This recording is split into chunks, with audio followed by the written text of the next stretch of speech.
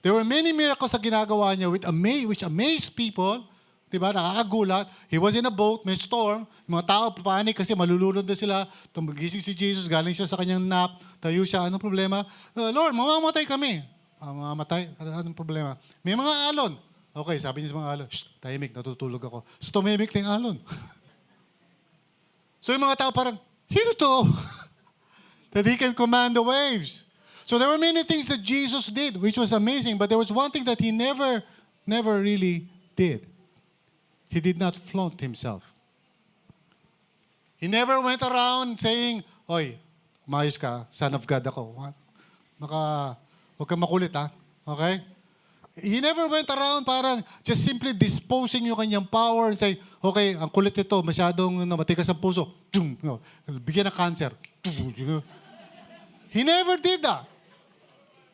In fact, on the contrary, yung mga tao, inaalipusta siya, but he never fought back.